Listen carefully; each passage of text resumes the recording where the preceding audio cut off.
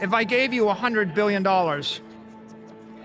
and you had 4 years, and you spent that entire 4 years with that 100 billion trying to build hash power to attack the network, you could somewhat slow down my message, but you couldn't stop my message after 4 years and $100 billion.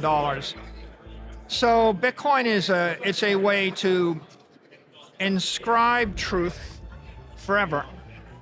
It's a way to convey truth, message it anywhere. And then finally, a decade after Satoshi mined Bitcoin, Satoshi could prove that they're the owner of those wallets by signing a message instantly. CEO Michael Saylor claims that since adopting a Bitcoin strategy in August 2020, MicroStrategy's enterprise market value has climbed from roughly $600 million to over $6 billion. When compared to other treasury assets like the SP Index, Nasdaq Gold, Silver, and bonds, he thinks Bitcoin has done the best. Saylor thinks Bitcoin is a profitable treasury strategy, despite the fact that MicroStrategy stock has done better recently. Saylor said that people could keep their money in low-yielding government debt like treasury bonds or invested in Bitcoin, which has increased in value by more than 50% over the previous 3 years. He thinks that shareholders of publicly traded companies do not have a compelling reason to keep cash or government bonds. MicroStrategy was able to plug its balance sheet into the crypto economy because cash cannot outperform the S&P index by adopting Bitcoin.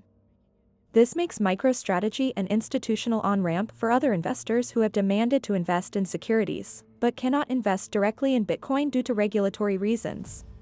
Once the Financial Accounting Standards Board adopts fair value accounting, which is anticipated towards the end of 2023, Saylor believes that other large public firms will be allowed to include Bitcoin on their balance sheets.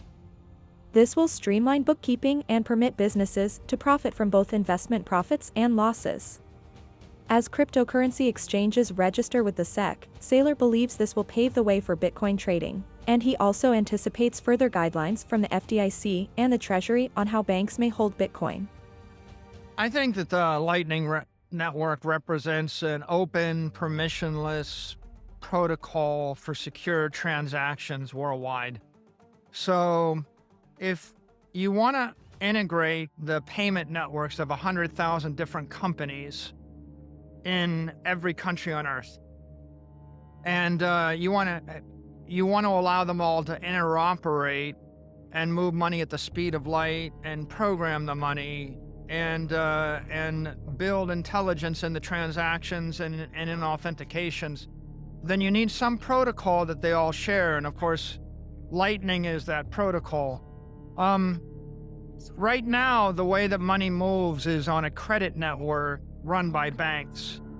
So if I wanted to take $100 and I wanted to send it to you, I would probably pay a 2 to 3% fee, and it would take 45 days to settle. So if that $100 moves 40 times, it'll take about 5 to 6 years, and the banks will have all the money and you'll have none of the money.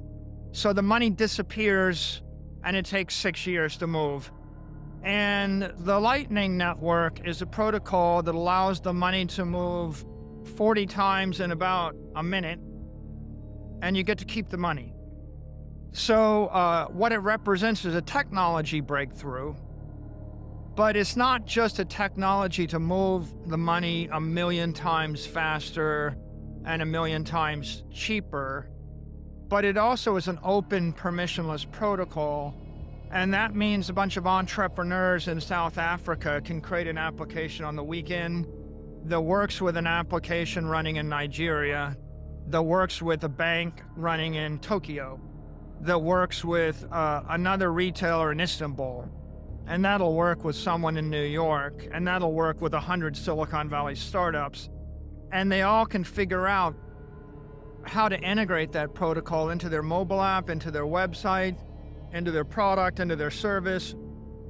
And I think the point Rouhani made which is very compelling, is without SMTP, there's no way for all the email systems to interoperate.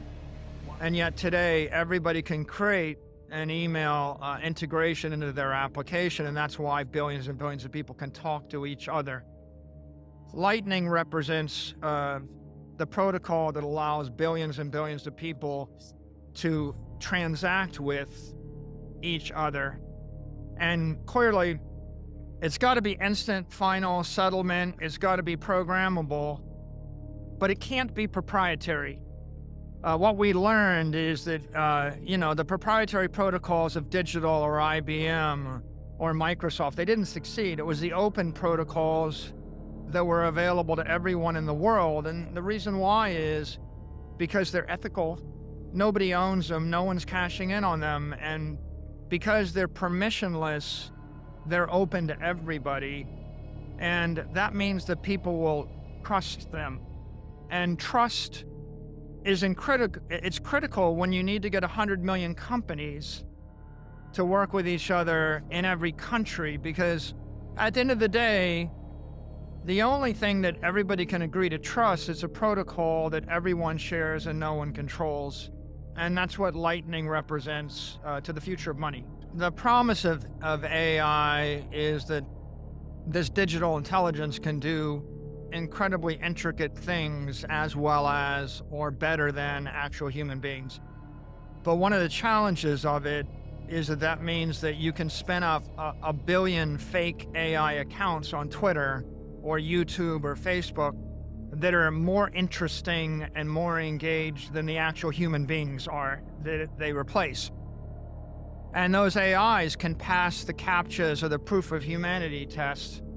And so that means that we can no longer rely upon free accounts that are not cryptographically secured or monetarily secured. So the solution that Lightning offers and the solution that Bitcoin offers is the idea that someone can create an identity and they can post a security deposit, say $20 or some 100,000 Satoshis. And then once you posted that deposit, you can cryptographically sign that credential and then use that credential as your verification to cross the iMessage network or the Twitter network or the YouTube network or a Microsoft network or a Facebook network. And you can integrate those networks together. So you can integrate the blue checks from all those networks together. You can log in and authenticate as a real person onto that network. And in many cases, if there is no friction, then you open up the door for AI-driven toxicity. If there's no friction for me to comment on your post in Twitter, then 800,000 fake bots can comment and they can create any impression they want. So the way to create that friction is to require some minor deposit. Maybe it's a micropayment, like 100 Satoshis. Maybe it's a deposit of security that guarantees that you're not going to launch a phishing attack on me or a cyber attack on me.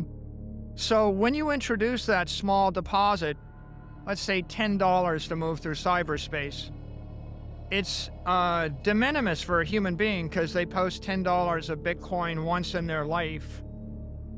But if I wanted to launch 1 billion bots at you, it would cost me $10 billion to do it. So when you create that little bit of friction, you create consequence and truth and integrity in cyberspace. And if you introduce that across all these social media, you can use it to clean up the phishing and the scamming and the toxicity. And you have this other very interesting promise of Bitcoin, which is Bitcoin's the world's most secure computer network. So if I wanted to inscribe a document, let's say my last will and testament, I could inscribe that document and encrypt it and then place it on the Bitcoin network. I could digitally sign it with my private key. it would be distributed to hundreds of thousands of nodes around the world. It would be impossible to squeeze off of the network for 1,000 years. Something will go on for hundreds or thousands of years.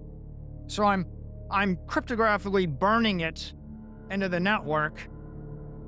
And then I'm guaranteed to be able to send that message anywhere in the world, because Bitcoin is a nation-state resistant cyber network. Do you agree with Saylor that Bitcoin may be used to control artificial intelligence? Please share your thoughts in the space provided below. Thank you for watching Market Empire, and we hope you found this video on Michael Saylor's insights into the future of Bitcoin informative. If you enjoyed this content, please give us a thumbs up and subscribe to our channel for more insightful videos. Stay tuned for more updates on the world of finance, investing, and economics.